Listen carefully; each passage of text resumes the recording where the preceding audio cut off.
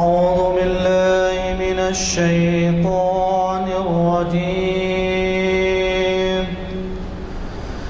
بسم الله الرحمن الرحيم.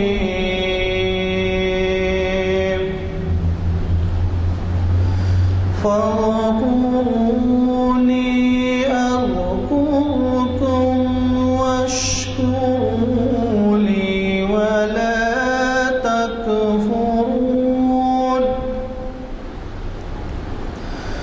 يا أيها الذين آمنوا استعينوا بالصبر والصلاة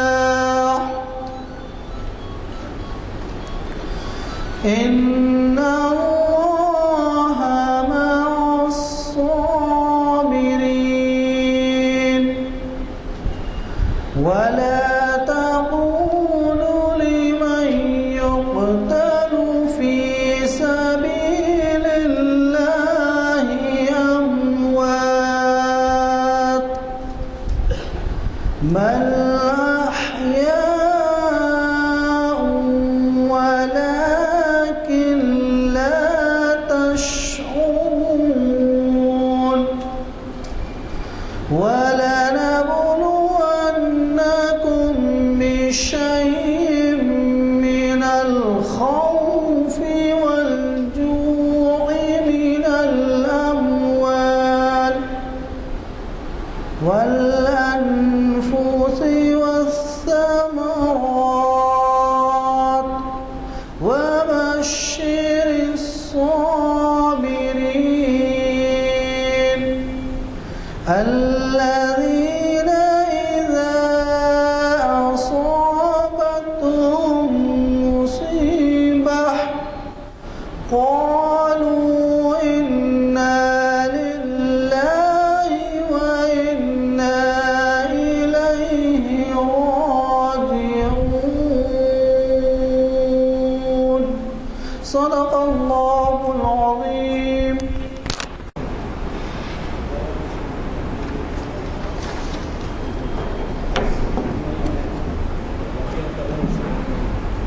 السلام علیکم. اقبال کی اشعار ترنم میں آپ کی خدمت میں حاضر. اجازت.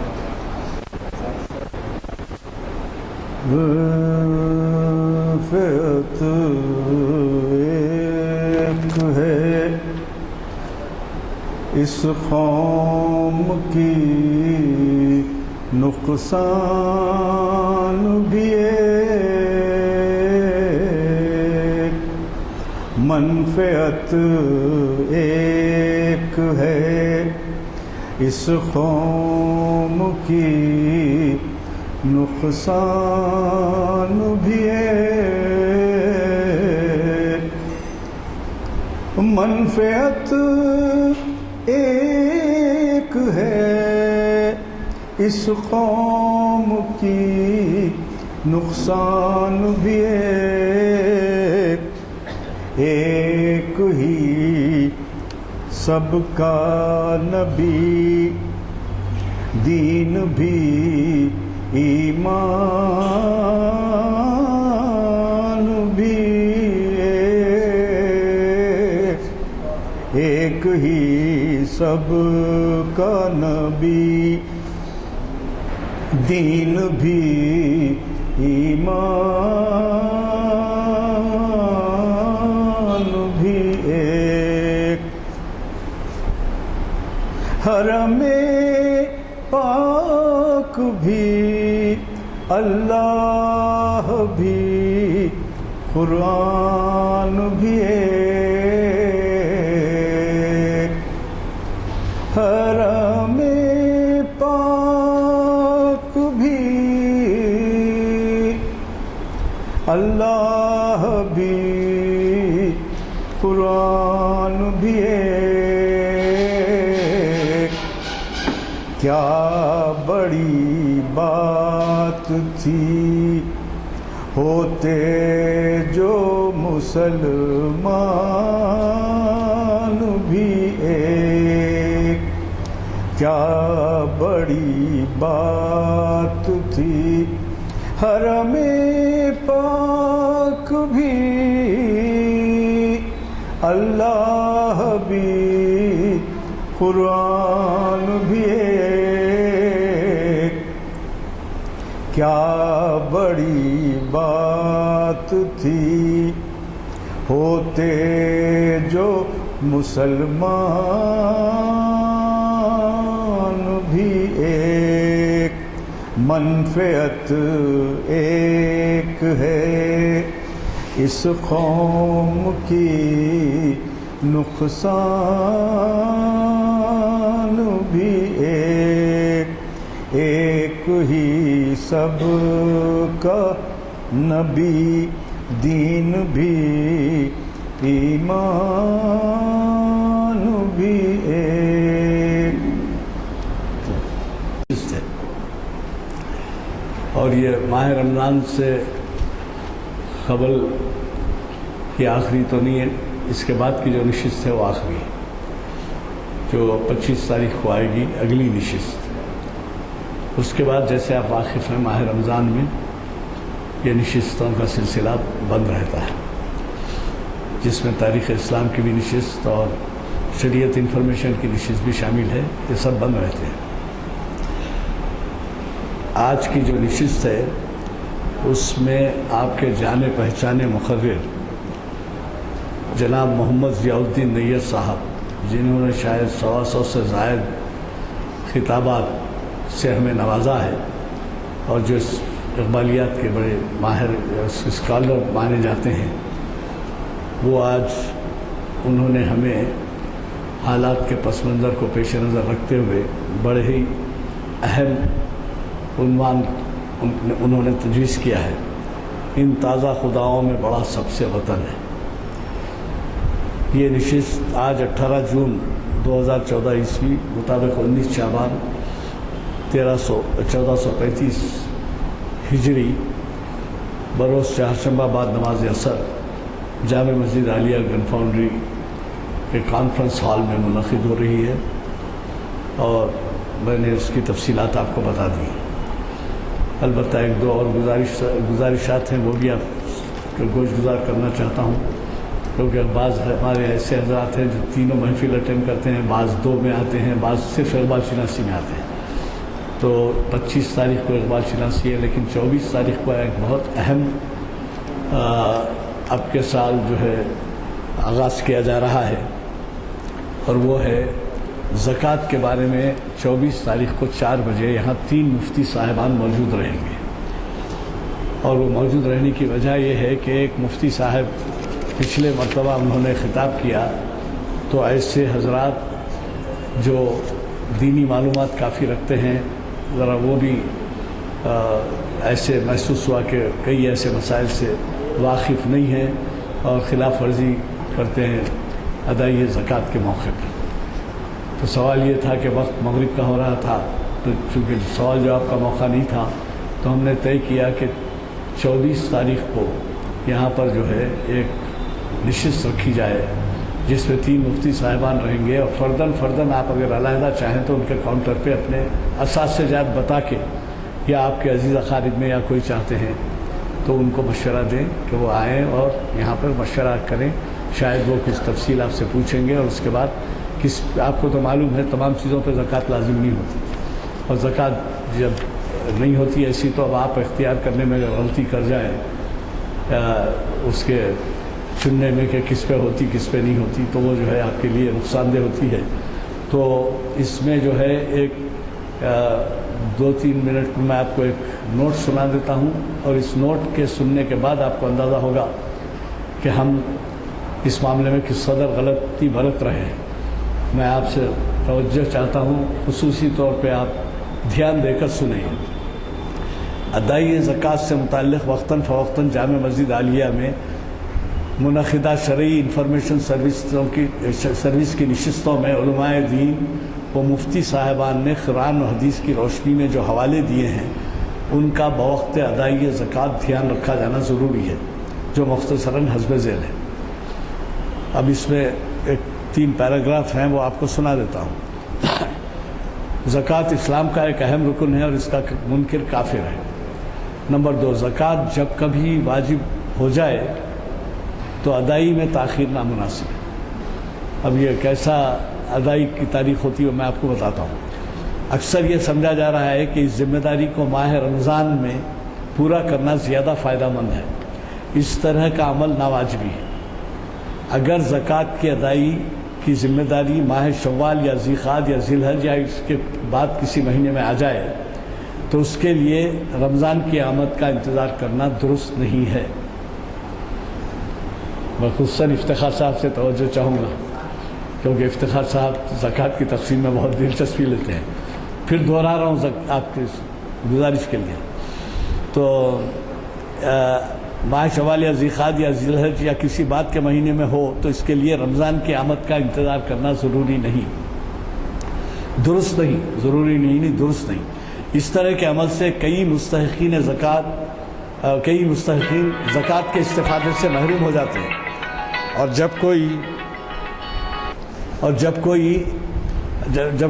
جب ہر کوئی ماہ رمضان میں زکوٰۃ کی تقسیم عمل میں لاتا ہے تو اس کا امکان رہتا ہے کہ چند مستحق افراد وصولی زکوٰۃ میں بہت زیادہ متحرک ہو جائیں، نتیجتاً بعض مستحقین استفادے سے محروم ہو جاتے ہیں۔ نمبر 3 ہے شرعی احکام کے نامکمل معلومات کی وجہ سے بعض حضرات زکوٰۃ سے متعلق واجب الادا اثاثوں یا پھر اس کے محصول یعنی اسیس کرنے کے طریقوں میں احتیاط نہیں برتتے اور اندازوں پر اکتفا کرتے ہیں۔ انہیں سوچنا چاہیے کہ جس طرح نماز کے اوقات کی پابندی، روزوں میں اوقات سحر و افطار کی پابندی، ایام میں حج میں تواریخ کی پابندی، احکام قربانی میں تاریخ اور ایام کی پابندی ضروری ہے، اسی طرح زکوٰۃ کی ادائی کے لیے وقت نکالنا اور مکمل مال کی تفصیلات کا جائزہ لینا، نیز جو مال بطور زکوٰۃ جن مستحقین کو دیا جا رہا ہے ان کا جائزہ لینا ضروری ہے۔ کیونکہ بعض وقت ہوتا یہ ہے کہ آپ کے سامنے کوئی ایسا بھی پیش ہو جاتا ہے جو صاحب نصاب ہو اور جس سے زکوٰۃ کا مستحق نہیں ہو، اور آپ ہمدردی میں اس کے حالات سے نہیں واقف ہونے سے بعض وقت غلطی کر جاتے ہیں کہ ایسے لوگوں کو بھی نواز دیتے ہیں۔ آپ امداد کرنا ہے کریے، لیکن زکوٰۃ میں نہیں کریے اس سے، تو تاکہ ادائی زکوٰۃ میں کوئی کمی نہ ہو اور حقیقی مستحقین تک یہ مال پہنچ جائے۔ مندرجہ بالا وضاحتوں کے پیش نظر محافل جامع عثمانیہ گن فاؤنڈری حیدرآباد کی جانب سے ایک خصوصی نشست 24 جون 2014 بروز منگل 4 ساعت شام سے مغرب تک بمقام کانفرنس ہال منعقد ہوگی، جس میں 3 مفتی حضرات مفتی عبد المعین اظہر قاسمی صاحب، مفتی محمد مجاہد خان صاحب، مفتی محمد عرفان قاسمی صاحب موجود رہے۔ ایسے حضرات جو احکام زکوٰۃ کی روشنی میں صاحب نصاب ہوں اپنے اساتذجات مدت قرض و دیگر منفعت کے لیے محفوظ سرمایہ میں مقدار زکوٰۃ کے محسوس کرنے میں فرداً مشورہ کر سکتے ہیں۔ گزارش ہے کہ استفادہ فرمائیں۔ صرف ایک مثال دے دیتا ہوں آپ کو۔ انہوں نے ایک سوال کیا جس میں سامعین بڑھ گئے تھے۔ انہوں نے پوچھا کہ بھئی آپ کے کسی کے پاس 2 لاکھ روپے یا 1 لاکھ روپے کوئی رقم رکھی ہوئی ہے، قرض دیے ہیں یا امداد دیے ہیں یا قرض دیے ہیں یا واپسی کا وعدہ کر کے دیے ہیں، اور آپ جب زکوٰۃ کی ادائی کے اسیسمنٹ کرتے ہیں تو وہ شامل کریں گے۔ آپ کے قبضے میں نہیں ہے رقم، کسی اور کے پاس ہے، آپ دیے اس کو سال کے لیے 2 سال کے لیے کچھ بھی دیے، تو اس کو آپ اس پر زکوٰۃ ادا کریں گے یا نہیں کریں گے؟ پوچھے مفتی صاحب، تو اب 2 رائے ہو گئے اس میں۔ اب یہ بھی میں سمجھتا ہوں اگر ہاتھ اٹھاؤ گے تو 2 رائے ہو جائیں گے۔ تو سوال یہ ہے، اس کا مسئلہ یہ ہے، اگر آپ کسی کو قرض دیے ہیں اور 1 سال کی مدت گزر چکی ہے، زکوٰۃ اس پہ واجبی ہو گئی ہے، تو آپ کو اگر توقع ہے کہ وہ رقم آپ کو واپس ملے گی تو آپ زکوٰۃ دیں۔ اگر آپ کو یہ توقع نہیں ہے کہ وہ راہ للہ چلے جائیں گی یا واپسی کا کوئی تو بھروسہ نہیں ہے، یا اس شخص کی وعدوں اور حرکات وغیرہ کی وجہ سے وہ نہیں ادا کر رہا ہے، تو پھر آپ پر لازم نہیں ہے۔ لیکن اگر وہ رقم 2 سال ہو 3 سال ہو، اس کے بعد آپ کے ہاتھ لگ جائے، واپس آ جائے، تو اس پر آپ کو زکوٰۃ دینا پڑے۔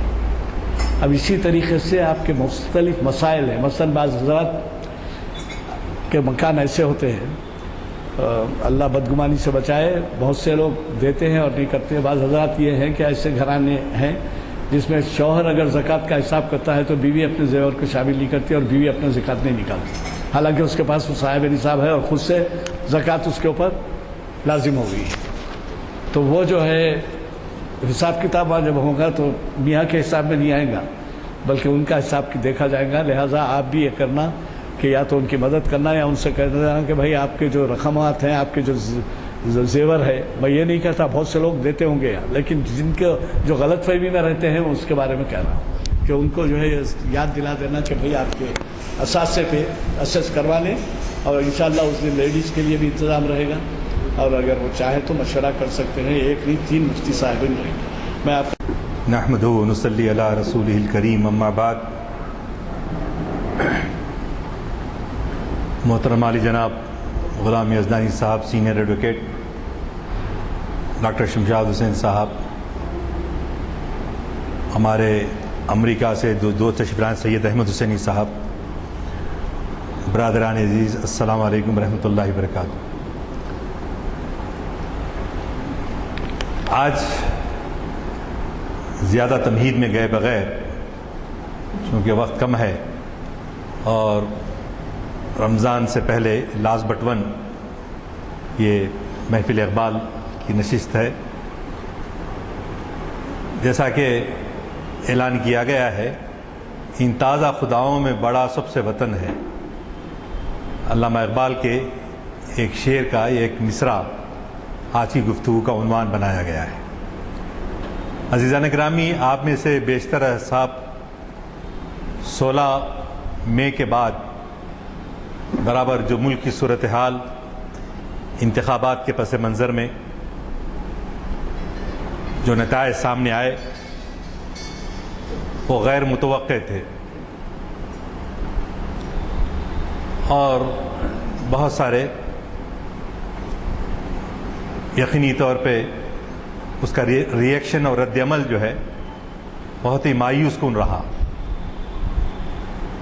خصوصاً مسلمان اور دیگر اقلیتیں جو ملک میں 16% ہیں، ان کا ریپریزنٹیشن لوک سبھا میں گھٹ کر صرف پہلی دفعہ 23 رہ گیا، اور ان 23 میں بھی 8 مغربی بنگال سے اور کیرالہ، آسام، اور یہاں پر جو ہے آپ کے آندھرا پردیش، کرناٹک اور مہاراشٹرا میں صرف ایک ہی اسد الدین اویسی صاحب منتخب ہو کر آئے۔ تو اتنا یو پی میں خاص طور سے 73 اور آؤٹ آف 80 بھاجپا کے کامیابی ملی، جو خود ان کے لیے ایک تعجب کا باعث تھا۔ تو بہرحال جو نتائج سامنے آئے ہیں اس پس منظر میں جو 1925 سے خاص طور سے ڈی وی ساورکر نے ہندوتوا کا جو نام دیا تھا، وہی ہندوتوا اس نے کتاب لکھی، اور اسی کی اساس پر آر ایس ایس جو ہے اپنا لٹریچر، اپنے عزائم اور اس پر عمل درآمد شروع کیا۔ اسی زمانے میں ایک ناول آنند مٹھ ویسٹ بنگال سے لکھا گیا، جس کا خلاصہ اس زمانے کا مشہور گیت اور آج بھی جو ہے پڑھا جاتا ہے، وہ ہے وندے ماترم کا گیت۔ وندے ماترم اس وقت بھی جب پڑھا جانے لگا تو علامہ اقبال نے بھی اس کی مخالفت کی، اور ابتدا میں تو لوگ زبان سے ناواقف تھے، کانگریس کے لوگوں کے ساتھ جب پڑھا جاتا تھا سب کھڑے ہو جاتے تھے، انکلوڈنگ مسلم لیگ کے چند نامور لوگ بھی اس میں احتراماً کھڑے ہو جاتے تھے۔ اور یہ آپ جانتے ہی ہیں کہ ہندوستان میں آزادی کے بعد علامہ اقبال کا نام لینا ایک جرم سمجھا جاتا تھا، اور اس کا وجہ یہ تھی کہ پاکستان والوں نے ان کو ہائی جیک کر لیا تھا اور یہ کہا کہ وہ مصور پاکستان ہے، جبکہ علامہ اقبال کا انتقال 1938 عیسوی میں ہو چکا تھا، اور لاہور کی قرارداد جو ہے وہ 1940 عیسوی میں پاس ہوئی. ہاں 1930 کے الہ آباد کے خطبے میں اقبال نے یہ ضرور کہا تھا کہ اس وقت کے غیر منقسم ہندوستان میں مسلمان جس صوبوں میں اکثریت میں پائے جاتے ہیں وہاں ان کو حق خود ارادیت دی جائے، ان کو اپنے مسائل کو خود حل کرنے کے لیے، اپنے پرسنل لا کے لیے، جی غیر منقسم ہندوستان میں جہاں مسلم اکثریت میں پائے جاتے ہیں ان کو موقع دینے کی بات اقبال نے خود اختیاری دینے کے لیے بات کہی تھی. اس سے ہٹ کر کچھ نہیں. لیکن بعد میں وہ پاکستان والوں نے ان کو جو ہے مصور پاکستان کے طور پہ پیش کیا. اب اس کا نزلہ ہندوستان میں رہ جانے والے مسلمانوں پر ہوا. تقسیم جو عمل میں آئی، آپ بھلا یہ بتائیے کہ کیا سوچ کر ان لوگوں نے تقسیم کیا کہ اتنی کثیر تعداد میں رہ جانے والے مسلمان ہندوستان میں کیا نقل مقام کر سکتے تھے، پاکستان جا سکتے تھے؟ سوال ہی نہیں پیدا ہوتا. اور نہ یہ ممکن تھا کہ وہاں کے سارے ہندو ادھر نقل مقامی کر جائیں. اب تک مسلمانوں کو دو ہی صورتیں پیش آتی رہی تھیں، یا تو حاکم ہوتے تھے یا تو محکوم ہوتے تھے. لیکن ایک تیسری صورت ہندوستان کی تقسیم کے بعد جو سامنے آئی وہ شریک اقتدار بھی ہیں. دستور میں تو ہیں، عملاً نہ ہو تو ہو. 1950 کے دستور کے مطابق ہم کیا ہیں؟ اقتدار میں شریک ہیں. ہم بھی جمہوریت کا ایک حصہ ہیں. یہ اور بات ہے کہ جو کانسٹیٹیوشن میں دیے گئے تیقنات ہیں اس سے ہم کو پورا استفادے کا موقع آج تک نہیں ملا ہے، اگرچہ کہ کانگریس جو ہے زیادہ سے زیادہ اقتدار پر رہی. تو اقبال کا نام لینا گناہ سمجھا جاتا تھا یہاں پر. لیکن اس میں ایک سید خلیل اللہ حسنی صاحب مرحوم نے سب سے پہلے اقبال اکیڈمی قائم کی، جس میں ڈاکٹر عالم خودمیری صاحب پہلے صدر منتخب ہوئے، اور ان کے بعد پروفیسر صلاح الدین اور پروفیسر یوسف حسین خان، ڈاکٹر غلام دستگیر رشید وغیرہ وغیرہ جو ہے اقبال کے کلام کو جو ہے ہندوستان میں پھر دوبارہ، اور آج ہم آسانی سے ان کا اقبال کا نام لیتے ہیں، اقبال کے کلام کو پڑھتے ہیں. اور ہم ہی نہیں بلکہ ہمارے برادران وطن بھی سارے جہاں سے اچھا ہندو تھا ہمارا، اور ہمالا اور ان کی ساری وطن کی محبت میں لکھی گئی نظمیں بہت شوق سے پڑھتے ہیں. جی یقیناً اس کا حصہ ہے. لیکن جو بات، اقبال یقیناً محب وطن تھے، وطن دوست تھے، اور مسلمان کو بھی یہ تعلیم دی جاتی ہے کہ وہ حب الوطنی، وہ محب وطن ہوتا ہے. وہ جہاں رہتا ہے وہاں کے لوگوں سے محبت کرتا ہے، وہاں کی آب و ہوا سے محبت کرتا ہے، وہاں کی زمین سے محبت کرتا ہے. لیکن اس محبت کو آگے بڑھا کر وطن کی پوجا نہیں کر سکتا. یعنی وطن کی محبت میں اور وطن کی پوجا میں فرق پایا جاتا ہے. ہمارے لیے وطن محبوب ضرور ہے لیکن معبود نہیں. اس بات کو ذہن میں رکھیں کہ مومن کسی کی، اللہ کے سوا کسی کے سامنے سر نہیں جھکاتا، چاہے وہ زمین ہو، شمس و قمر ہوں، ستارے ہوں. قرآن بھر کر پڑھا ہوا ہے. حضرت ابراہیم علیہ السلام کے واقعات، جی کہ کس طرح سے اس زمانے میں ستارہ پرستی ہوتی تھی. تو یہ بات جو ہے دنیا کے سامنے پیش کی گئی. اور خصوصاً ہندوستان میں جب میں نے کہا کہ 1925 عیسوی سے کوششیں شروع ہو گئیں تو ان کا مقصد یہ تھا کہ اس زمانے میں جو یہاں پر سینٹرل ایشیا سے آریہ کے بعد جو لوگ آئے، جس میں جیسے ایک فرقہ تھا، آپ ایک تو جانتے ہیں بدھ مت، دوسرا جین مت. ان دونوں کو بھی سو کالڈ ہندو تہذیب نے، ہندو بھی نام مسلمانوں نے دیا، ہندی مسلمانوں نے دیا. تو ان کا یہ پروگرام یہ ہے کہ کسی طرح بدھ مت کو اور بدھ مت کے دائی گوتم بدھ کو ان کا ایک بت بنا کر کھڑا کر دیا، اور مہاویر کا ایک بت بنا کر کھڑا کر دیا، اور اس طرح سے ان دونوں کو بھی اپنے دھرم کے اندر ضم کر لیا، ایسیمیلیٹ کر لیا، انضمام کر لیا. ان کی کوئی آئیڈینٹی باقی نہیں رہی. اب آپ بتائیے کہ بھلا کہاں گئے وہ لوگ؟ کیا زمین کھا گئی یا آسمان اٹھا لیا؟ کہاں چلے گئے وہ لوگ؟ تو معلوم یہ ہوا کہ ان کو اپنے میں ضم کر لیا گیا. تو کوشش یہی ہے کہ مسلمانوں کو بھی اپنی تہذیب کا ایک جز بنایا جائے. یہی ہندو راشٹر ہے. یہاں ہندو بن کر رہنا ہے تو رہو، نہیں تو تم یہاں سے نقل مقام کر جاؤ. آخر ابھی الیکشن کی تقاری میں کئی وقت کہا گیا یا تو بی جے پی کو ووٹ دینا ہوگا یا پاکستان جانا ہوگا. یہ کیسے ممکن ہے؟ ہم نے یہ سوچ سمجھ کر فیصلہ کیا ہے کہ ہم یہیں رہیں گے. ہم ہمارے وطن سے محبت کرتے ہیں. ہم ایک ہی چیز یہ کہتے ہیں کہ ہم وطن کی پوجا نہیں کرتے.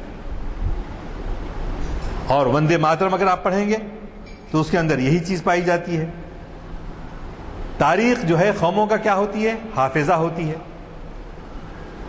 اگر ہم اپنی تاریخی شعور سے دستبردار ہو جائیں تو آپ بھلا یہ بتائیے کہ رسول اللہ صلی اللہ علیہ وسلم وطن کی دوستی میں ابو لہب ابو جہل کو ایک طریقے سے دیکھتے تھے اور سلمان فارسی اور صہیب رومی کو ایک طریقے سے دیکھتے تھے.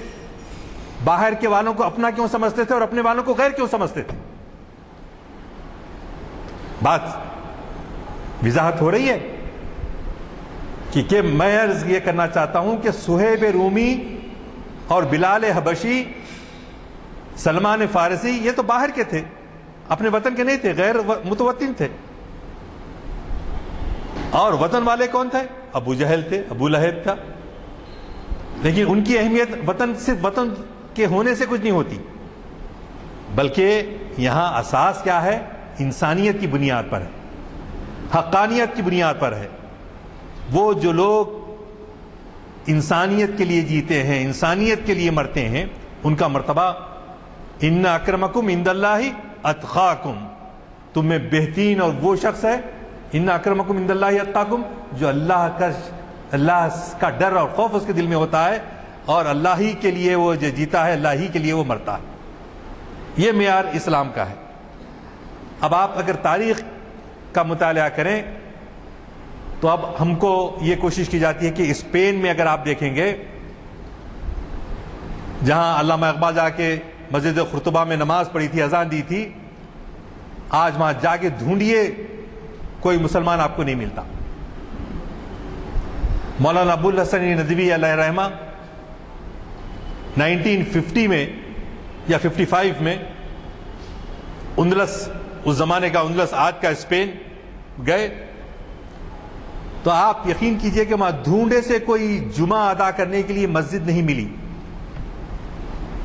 تو آخرکار سعودی سفارت خانے کو گئے تو سعودی سفارت خانے کے لوگ اور مولانا اور دوسرے ممالک سے کچھ وزیٹرز آئے تھے، وہ لوگ جو ہے وہاں نماز جمعہ ادا کی.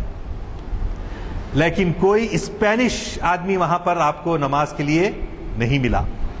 تو اس طرح سے پورے مکمل طریقے سے جہاں مسلمانوں نے حکومت کی 1492 عیسوی میں عبداللہ جو ہے روتے ہوئے نکلا وہاں سے. تو جب دور اپنے اسپین کے بڑے شہر اندلس سے دور جا کے ایک بلند مقام پہ کھڑا ہوا، پلٹ کے دیکھنے لگا کہ میں اس وطن کو جو جہاں پر میں حکومت کرتا تھا آج میں چھوڑ کر جا رہا ہوں، رونے لگا. تو ماں نے تانا دیا، تو کیا روتا ہے؟ جب مردوں کی طرح مقابلہ کر کر تو نے اس کو بچایا نہیں اور وہیں شہید نہیں ہو گیا بلکہ اب لوٹ رہا ہے تو کیا روتا ہے؟ ماں نے تانا دیا اس کو. تو 1492 عیسوی میں ہوا تو گویا 522 سال ہو رہے ہیں مسلمان وہاں سے نیست و نابود کر دیے گئے، بالکل صفائے ہستی سے مٹا دیے گئے. وہ اسپین جہاں پر ایک ایک گھر میں مقابلہ کیا ہوتا تھا، ہمارے پاس کی لائبریری بڑی ہے یا تمہارے پاس کی لائبریری بڑی ہے، ہمارے پاس کتنی کتابیں ہیں، تمہارے گھر میں کتابیں کتنی ہیں. وہ مقابلے اس اور کسی چیز کے نہیں ہوتے تھے، علم کے بارے میں، تعلیم کے بارے میں، تحقیق کے بارے میں. تو ایسے جگہ پر وہاں نے انہوں نے مکمل صفائی کر دیا. اس کی اسٹڈی کس نے کی ہے؟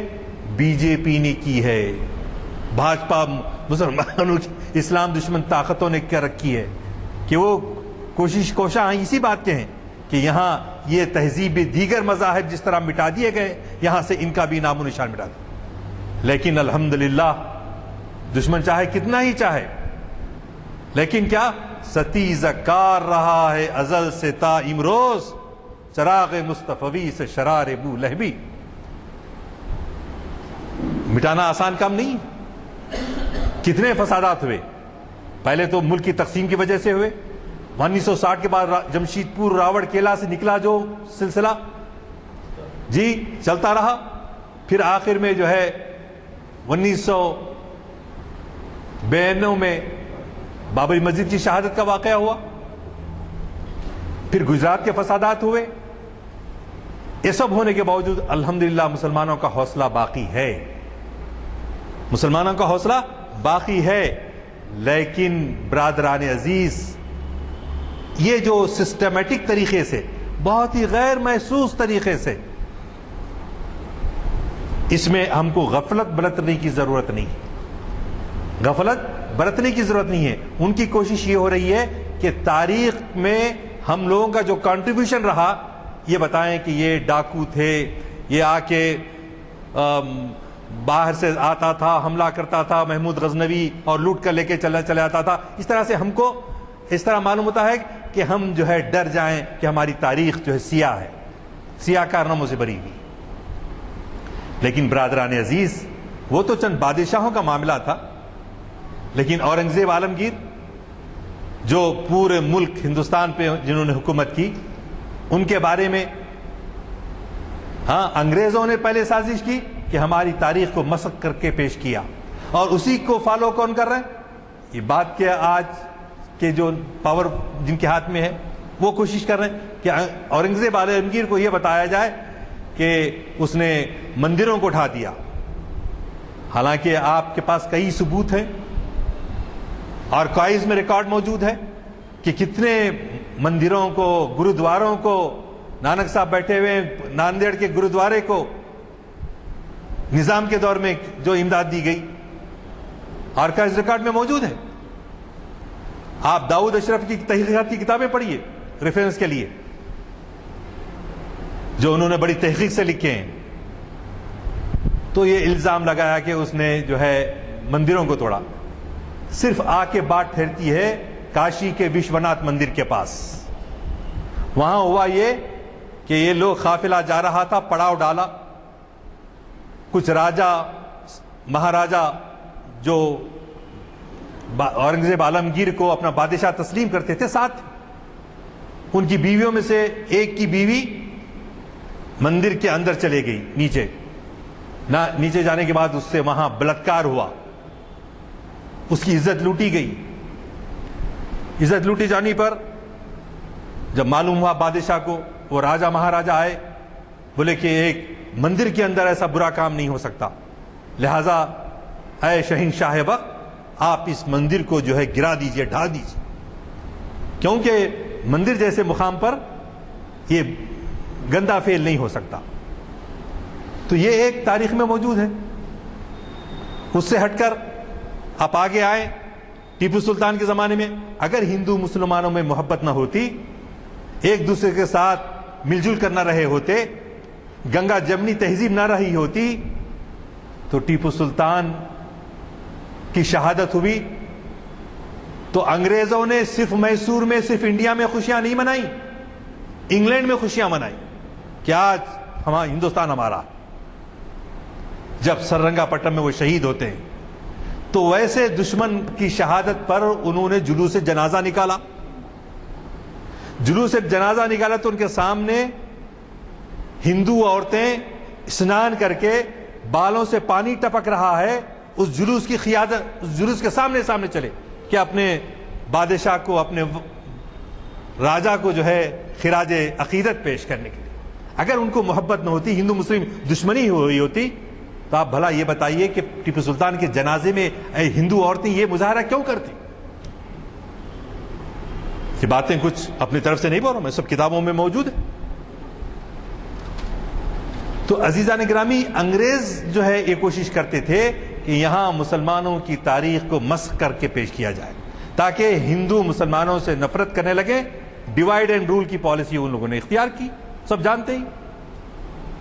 اور انفارچونیٹلی خود ہمارے لوگوں میں ایسے لوگ تھے.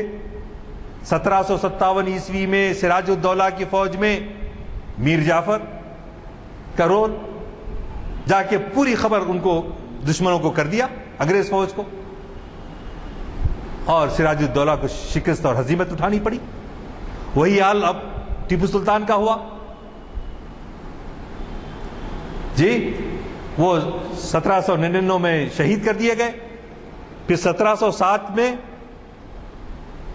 اورنگزیب عالمگیر کا انتقال ہوا، اور وہ نظام علی خان کی، اس وقت کی مرہٹوں کی، گورکھوں کی، اور اگر یہ لوگ سب اکٹھے ہوتے، ٹیپو سلطان کا ساتھ یہ ہوتے، تو شاید انگریز جو ہے 1947 عیسوی تک ہندوستان پہ حکومت نہ کرتے. تو کہنا یہ ہے کہ ہم کو وطن سے محبت ہے. ہماری تاریخ گواہی دیتی ہے کہ ہمارے بادشاہ وقت اور جو رہے اپنی جانوں کا نذرانہ پیش کیا، لیکن اپنی وطن سے محبت کی. تو پھر آج ہم سے یہ کیسے مطالبہ کیا جاتا ہے کہ ہم یہاں سے نکل جائیں، اپنی تہذیب کو ختم کر دیں؟ یہ کیسے ممکن ہے؟ ہم اس پورے ارادے کے ساتھ ہم ہمیشہ انشاءاللہ اسی سرزمین پہ رہیں گے. آنے والی نسلیں ہماری اسی شہر میں، اسی ملک میں رہیں گی، لیکن صرف اور صرف رہیں گی نہیں، پورے اپنے تشخص کے ساتھ، اپنی تہذیب کے ساتھ ہم یہاں پر جو ہے رہنے کی کوشش کریں گے. لیکن اس کے لیے سب سے اہم ضرورت کیا ہے؟ وہ یہ ہے کہ ہم استقامت، جب اللہ پر ایمان لائے ہیں، ہم پورے استقامت کے ساتھ اس پہ جمے رہیں. ہمارے میں کوشش کی جاتی ہے کہ عورتیں کمزور ہوتی ہیں، عورتوں میں ایمپاورمنٹ آف وومن، 33% سیٹس جو ہے ان کی ریزرو کی جا رہی ہیں پارلیمنٹ کے اندر، اور تہذیب کے نام پر، جی تمدن کے نام پر، اور اسلامی قوانین کے ظالمانہ ہونے کا ذکر کر کے جی عورتوں کو رجھانے کی کوشش، اور صنف نازک جو ہوتی ہے وہ آسانی سے پھسل جاتی ہے. ہماری نوجوان تہذیب بھی، ہمارے نوجوان بھی آج کل افسوس کے بعض جگہ پینے پلانے کی تقریبوں میں چلے جاتے ہیں. ہم برادران وطن سے تعلق ضرور رکھیں، ان کے ساتھ واقف رہیں. ایسا نہ ہو کہ ہم پولرائزیشن کا شکار ہو جائیں کہ یہاں مسلمان ہی رہیں گے، یہاں ہندو ہی رہیں گے. ایسا بالکل ممکن نہیں ہے. پہلی چیز، ہم کو ایمان کے ساتھ، استقامت کے ساتھ رہنا چاہیے.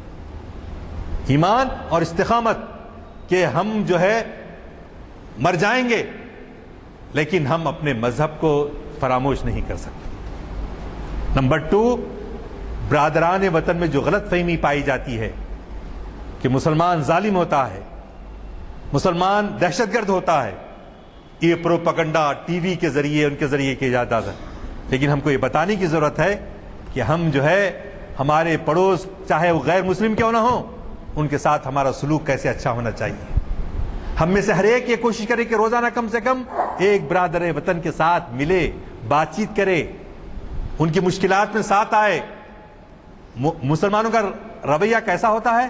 خنجر چلے کسی پہ، خنجر چلے کسی پہ امیر، تڑپتے ہیں ہم امیر. خنجر چلے کسی پہ تڑپتے ہیں ہم امیر. سارے جہاں کا درد ہمارے جگر میں ہے. تو یہ نہیں کرنا ہے، بلکہ ہمارے پڑوس، ہمارے تجارت والے لوگ، تجارت میں ایسے واقعات نظر آتے ہیں کہ ایک ہمارے مسلم کی دکان تھی، وہاں جا کے سودا لیتے، سودا لینے کے بعد بہت اچھے طریقے سے گاہک کے ساتھ اپنے پیش آتے، اور سامنے کہ ایک جاہل آدمی بیٹھا ہوا ہے جس کی دکان پہ صبح سے لے کے شام تک کوئی وزٹر نہیں تھا. تو یہ کہتے کہ آپ کبھی ادھر بھی جا کر لیں. یہ دکان والا کہہ رہا ہے کبھی اس دکان کو بھی جا کر لیں. یعنی ہم اس کے خیر خواہ ہوتے ہیں. جس کا کاروبار نہیں ہو رہا ہے، جس کا خسارہ ہو رہا ہے، تو ہم لوگوں کو چاہیے کہ اچھے بزنس مین کے طور پر، جی اچھے پڑوسی کے طور پر، اچھے طالب علم کے طور پر ہم جو ہے ان کے ساتھ پیش آئیں. تو آج جو یہ کہا جا رہا ہے کہ کوئی مسلمان آ کے فلیٹ خریدنا چاہتا ہے تو اس کو فلیٹ نہیں بیچیں گے، بامبے میں ہو رہا ہے، فلاں جگہ ہو رہا ہے، فلاں جگہ ہو رہا ہے. تو وائے کیوں؟ افسوس کہ ہمارا کردار خراب ہو گیا ہے. ہم ہمارے جو ہے ویسینٹی کے اندر، ہم اپنے پڑوس کے اندر سڑکیں جا کے گلی بن جا رہے ہیں، کچرا پڑا ہوا رہتا ہے، لیکن ہم کو جو ہے کوئی فکر نہیں. ہمارا چوکیدار بھی لے جا کے وہیں ڈمپ کرتا ہے کوئی بلا سے ہماری. ہم اپنے اچھے سلوک کے ذریعے یہ بتائیں کہ وہ جو ہے سڑک صاف ستھری رہے، اس کے لیے اپنا کنٹریبیوٹ کرنا ہے تو کنٹریبیوٹ کریں، شخصی طور پہ نمائندگی کریں. اس سے معلوم ہو کہ یہ فلاں صاحب ہیں جو دلچسپی لیتے ہیں اور اس کے مسائل کو حل کرتے ہیں. ایک مرتبہ کا واقعہ ہے، ایک پیر دانا ایک نالے کے قریب کھڑے ہیں اور پانی میں سے ایک بچھو جو ہے تڑپ رہا ہے کہ پانی سے بچ کے کنارے آ جاؤں. تو پیر دانا کیا کرتے ہیں، اپنا ہاتھ نیچے سے ڈال دیتے ہیں اور اس بچھو کو جو ہے اپنے ہاتھ میں لے لیتے ہیں. بچھو کو کیا معلوم خیر خائی کر رہا، ڈنک مار دیتا ہوں. ڈنک مارتے آتی جھٹکا لگتا ہے، پھینک دیتے. کس کو؟ بچھو کو. پھر اس کے بعد دیکھ رہے ہیں کہ تڑپ رہا ہے اور یہ نظارہ ایک نوجوان کر رہا ہے. تو پھر جو ہے وہ پیر دانا اس کو ڈسنے کے باوجود پھر کوشش کرتے ہیں کہ اس کو بچائیں. پھر وہ ڈس لیتا ہے تو بچہ خیخہ مارتا زور سے، ارے حضرت کیا عقل گئی تمہاری، تمہارے کو ڈس رہا ہے جی اور تم جو ہے اس کو بچانے کی کوشش کر رہے ہیں. تو برادران عزیز، اس چھوٹے معصوم بچے کو نہیں معلوم ہے. ہم ایک بچھو کو بھی، ایک جانور کو بھی، ایک چونٹی کو بھی جو ہم کو ضرر رساں ہے، ہم کو اس کو بھی مارنے کی تعلیم رسول اکرم صلی اللہ علیہ وسلم نہیں دیتے. جائے کہ آج جو تصویر آتی ہے ہمارے دشمن کی چالاکی ہے کہ یہ ٹیررسٹ ہوتا ہے تو یہ داڑھی رکھنے والا ہوتا ہے. جو بھی تصویر آئے گی بتایا جائے گا کہ یہ مسلمان اس میں جو ہے شامل ہے. تو آپ اور ہمارا کام یہ ہے کہ مشکل وقت ہے، آسان کام نہیں ہے. میڈیا ہمارے ہاتھ میں نہیں ہے، نہ پرنٹ میڈیا ہے، نہ آپ کا ماس میڈیا ہے، کوئی نہیں ہے، الیکٹرانک میڈیا ہے. لیکن ہمارے کو اگر ہم بیدار ہو جائیں تو ہم اپنے جو تاثر کو، ہمارے کردار کو جو بدنام ہو گیا ہے، ہم اس کو جو ہے دوبارہ قائم کر سکتے ہیں. انٹرنیشنل لیول پہ اب وہ الگ ہی ہے، وہ چیپٹر مصر، سوریا، ایران وغیرہ کے مسائل الگ ہی ہے. پہلے ہم اپنا حال تو دیکھیں، اپنے گھر کو جو ہے سدھاریں. تو یہ ایک اہم بات یہ تھی. تو اقبال جو ہے ان تازہ خداؤں میں بڑا سب سے وطن ہے. وہ اس لیے کہتے ہیں کہ پہلے تو کیا ہوتا تھا، صرف ہر چھوٹا موٹا بت گھروں میں رکھ لیتے تھے جی، یہاں وہاں رکھ لیتے تھے، ہر جگہ بت جو فائدہ پہنچانے والے ہیں، نہ نقصان پہنچاتے ہیں، ان کو کوئی ہے ہی نہیں، اختیاری نہیں ہے. لیکن ان سب بتوں کی جگہ پہ کیا کیا، ان لوگوں نے ایک بڑا بت تراش کیا. وہ کیا؟ یہ سب سے پہلے کہاں؟ آپ کے یورپ میں ہوا. اقبال جب 1905 سے 1908 تک آپ کے یورپ میں رہے، انگلینڈ میں رہے، جرمنی میں رہے، تو وہاں انہوں نے جو قوم پرستانہ وطنیت کا نعرہ لگاتے ہوئے دیکھا اور ان کا انجام دیکھا.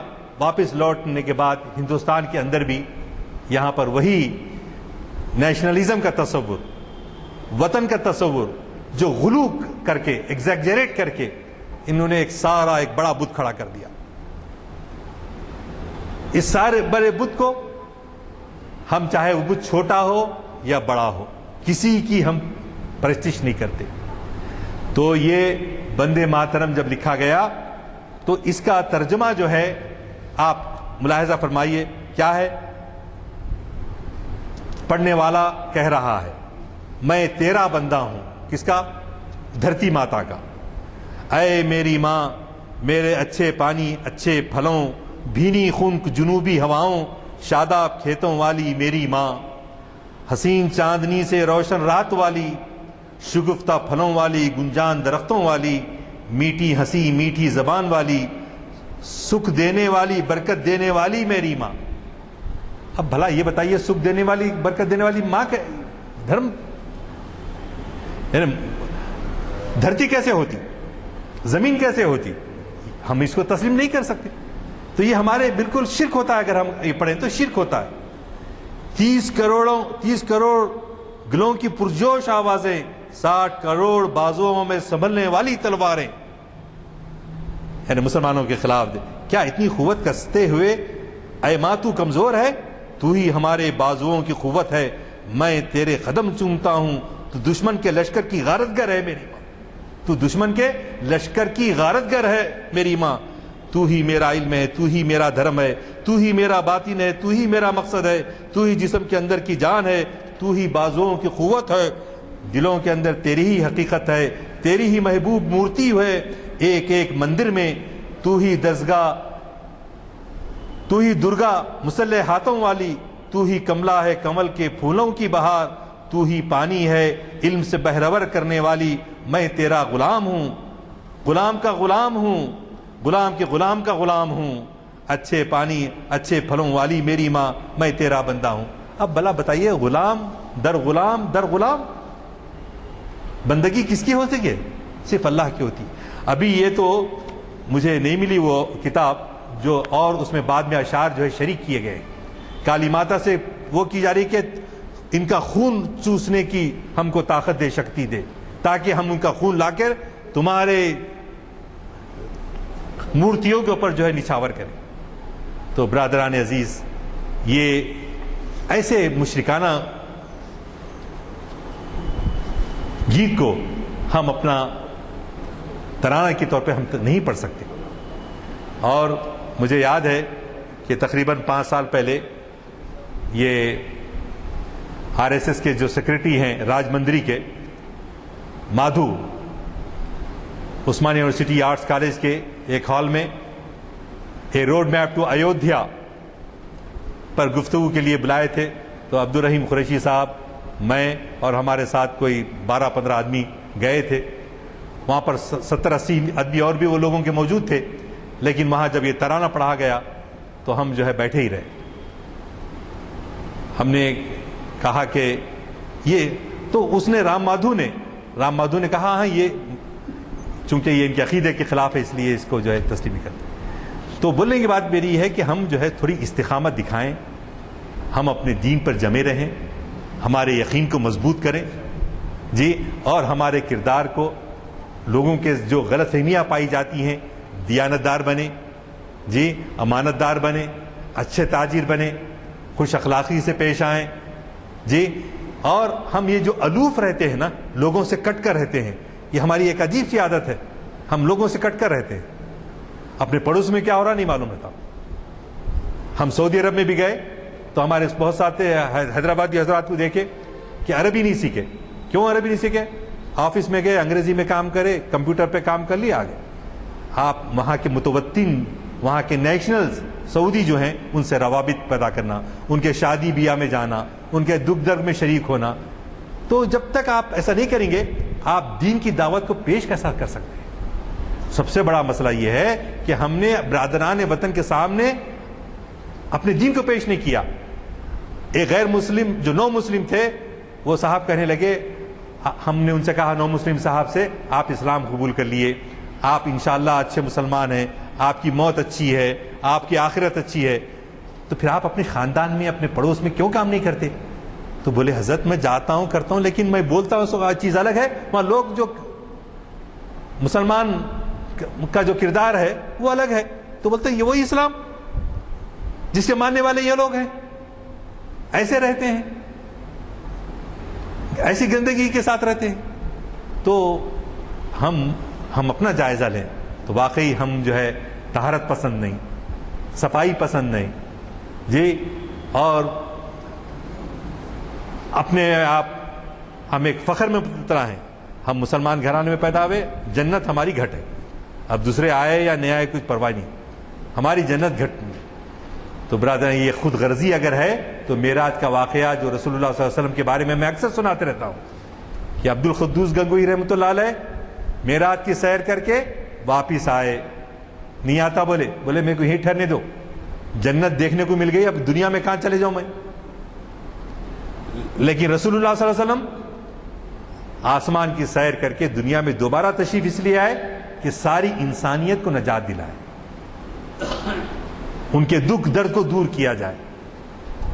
تو ہم میں سے ہر ایک یہ ایمان رکھتا ہے کہ اب کوئی رسول آنے والا نہیں، آپ اللہ کے رسول ہیں، آخری رسول ہیں، ان میں سے ہر ایک ان کا چاہنے والا ان کے پیام کو دنیا میں عام کرنے کی کوشش کرے، وہ ہے خوش اخلاقی، خوش گفتاری جی، اور پڑوسیوں کے کام آنا۔ تو یہی وہ طریقہ ہے جس کے ذریعے اللہ تعالیٰ ہو سکتا ہے یہ ہماری آزمائش لے رہا ہو کہ ہمارے دشمن خبیث سے خبیث تر ہوتے جا رہے ہیں، لیکن ان کی جو غلط فہمیاں پائی جاتی ہیں اس کو ہم دور کریں، بتائیں کہ ہم آپ کے خیر خواہ ہیں، ہمارے ملک کے خیر خواہ ہیں جی، ہم سب کے خیر خواہ ہیں، ہم جو ہے صرف اپنی ذات کے لیے نہیں جیتے بلکہ ہم سب کے لیے جیتے ہیں۔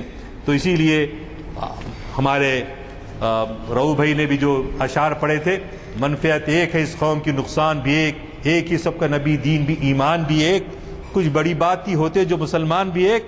تو یہ بات جو ہے ہم میں اختلافات جو ہے اس کو بھی دور کریں، اتحاد، ہم میں اتحاد و اتفاق ہو، جزوی باتیں ہیں اس کو نظر انداز کریں، اصرار نہیں کریں، اگر ہے محبت سے آپ کانوے کیجئے۔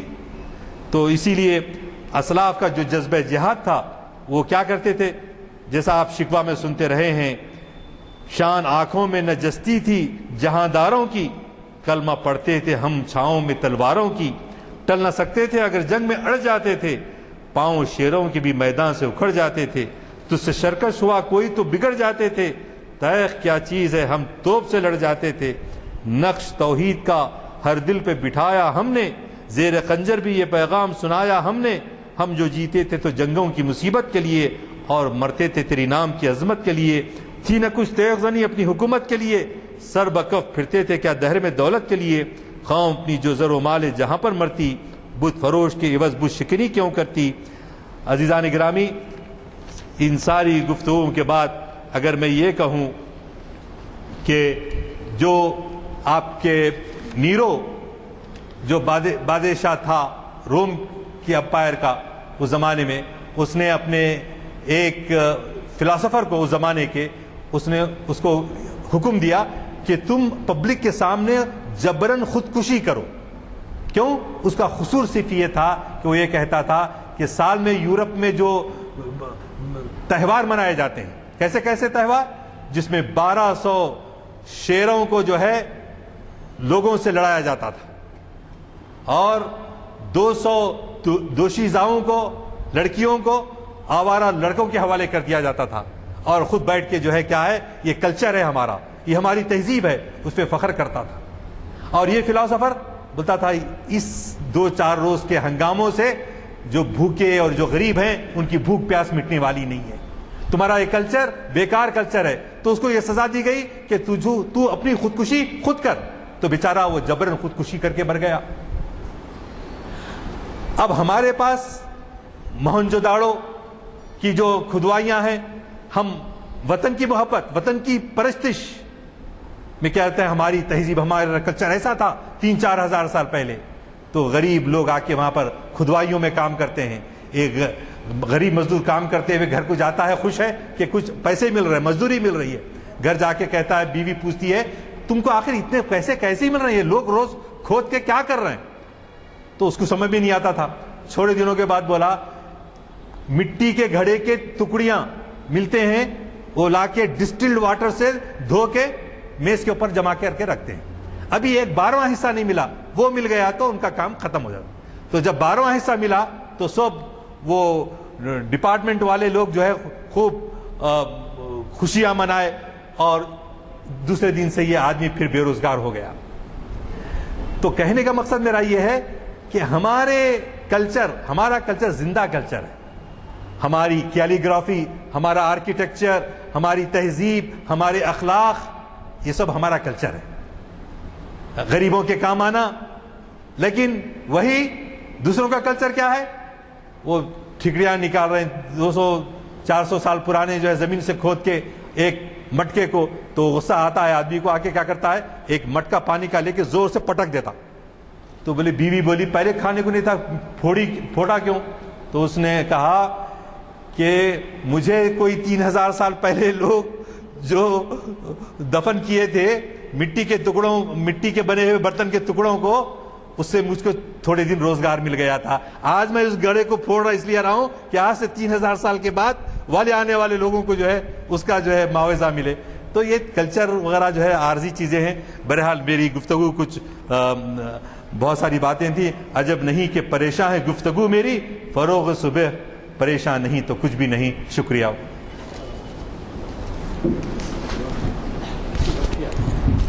پورا ہال بھرا ہوا ہے اور ہماری تعداد سامعین کی 60 سے زائد ہو چکی ہے. دوسری بات یہ ہے کہ ہمارے ایک بہت ہی پابندی سے شریک ہونے والے افتخار حسین صاحب بیرونی ممالک کے دورے کرتے ہیں اور کہیں بھی جاتے ہیں تو ویب سائٹ پہ برابر ہمارے پروگرام دیکھتے رہتے ہیں، جس سے ہماری ہمت افزائی ہوتی ہے. وہ آج واپس تشریف لائے ہیں موراکو کے اور دیگر مقامات کے دورے کے بعد. 2-3 مہینے نہیں جا ہوتے کہ کبھی عمرے کے لیے کبھی امریکہ کبھی ادھر ادھر جاتے ہیں اور ہمارے سفیر کی حیثیت سے کام کرتے ہیں. میں ان کا استقبال کرتا ہوں.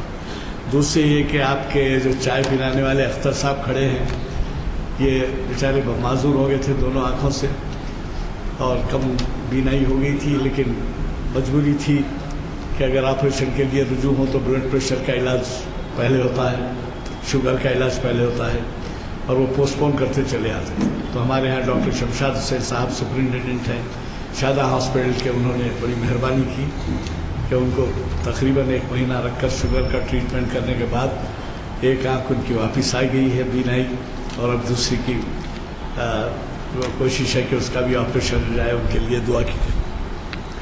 آج ہمارے ہاں ہماری زبان کے پرچے بھی ہیں، اگر کسی کو لینا ہے ہماری زبان کے پرچے دے دو بابا جن کے پاس نہیں آ رہا ہے. 1 سال پہلے ہم جاری کرائے تھے، وہ بغیر رینیو کرائے کے بھی وہ بھیج رہے ہیں. جن کے پاس نہیں آ رہے وہ لوگ لے سکتے ہیں. اور ایک اعلان یہ ہے کہ ہر سال ایک زکوٰۃ سینٹر قائم ہوتا ہے سامنے گلی میں میرے مکان پر، اور اس میں کئی اداروں کے نمائندے شریک رہتے ہیں. جن کا اعلان کیا جاتا ہے وہی نمائندوں کو اجازت ہوتی ہے. یہ جو ہے اب کے جو قائم ہو، یہ 34 سال سے چل رہا ہے. اب کے جو قائم ہو رہا ہے یہ 28 رمضان کو یعنی 27 جولائی کو قائم ہوگا، اتوار کے دن جو آخری اتوار ہوگا. یہ آپ نے جو ابھی خطاب سنا تو اس میں کچھ باتیں ذہن میں آئیں. یہ شاعر نے کہا ہے وطن کی خاک سے مر کر بھی ہم کو انس باقی ہے. انس کہا ہے، عبادت نہیں. وطن کی خاک سے مر کر بھی ہم کو انس باقی ہے، مزہ دامان مادر کا ہے اس مٹی کے دامن میں. مایوسی کی ضرورت نہیں ہے. ایسے کئی مراحل مختلف مقامات پہ آئے ہیں، لیکن ثابت قدمی نے ہم کو، صحیح ہے اسپین میں ایسا ہوا لیکن اس سے بڑھ کر بھی ہوا اور آج بھی ہو رہا ہے.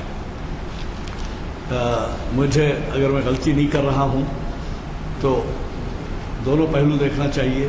ایک بیان یہ بھی آیا تھا مودی صاحب کا کہ میں مسلمان بچوں کے ایک ہاتھ میں قرآن دیکھنا چاہتا ہوں. صحیح ہے. تو میرا کہنے کا مطلب یہ ہے اگر وہ حقیقت میں اپنے ارادے میں پختہ ہیں تو ہم دعا کریں گے کہ ان کا ارادہ کامیاب ہو. انگریزی زبان میں ایک مقولہ ہے، اب اس کا اردو ویسے ترجمہ نہیں، مفہوم سمجھا دوں گا.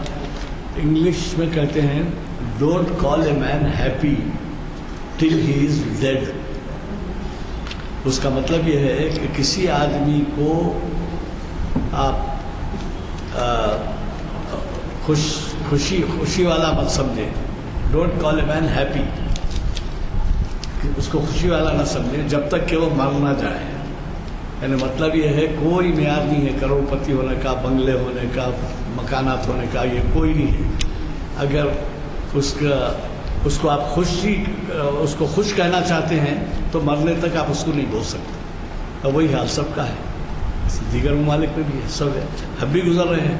اور اللہ تعالیٰ سے ہم دعا کریں گے کہ وہ ہم کو اس کی توفیق عطا کرے کہ ہم مقابلہ کریں حالات کا. مولانا علی میاں کی کتاب سے میں کوٹ کر رہا ہوں. ایک دفعہ وہ شاید دلی سے لکھنؤ جا رہے تھے، فرسٹ کلاس کا ڈبہ تھا اور کوئی نہیں تھے اس کے اندر. کوئی ایک فوجی بہت بڑا عہدیدار ان کا ساتھی تھا، ڈبے میں اور کوئی نہیں تھے. وقت ہوا نماز کا تو علی میاں کھڑے رہ کے اللہ اکبر اللہ اکبر نماز پڑھ لی.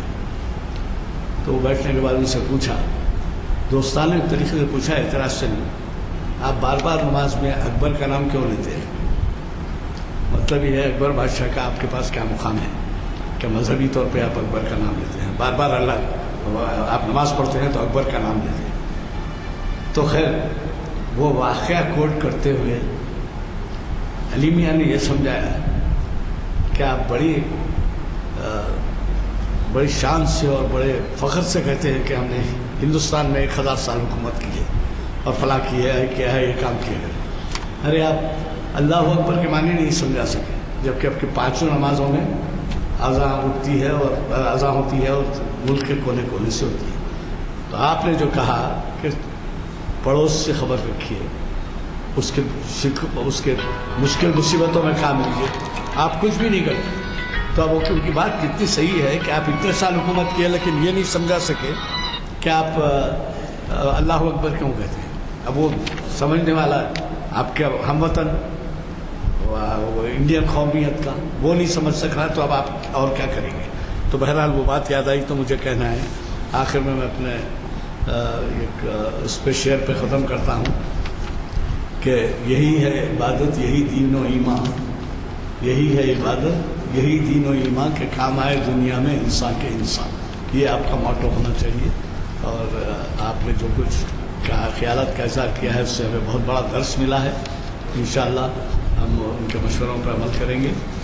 میں ان سے گزارش کرتا ہوں کہ وہ دعا فرمائیں. البتہ اتنا بتا دوں آپ کو کہ حصول دوسرا ہے،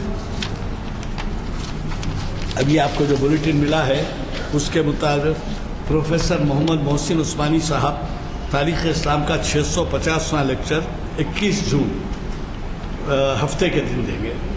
یہ بعد اثر ہے فلسطین ایک داستان غم. آپ بچپن سے پڑھتے آئے ہوں گے، فلسطین کے مسئلے کے بارے میں بہت کم جانتے ہوں گے. انہوں نے وزٹ بھی کیا ہے اور بہت کچھ کتابیں لکھی ہیں. تو وہ جو اہم کتاب ہے اور رمضان آ رہا ہے، ایک ہفتہ آپ شرکت کریں. پیر کے دن یہ ہے اور فلسطین ایک داستان غم کے عنوان سے مخاطب کر رہے ہیں.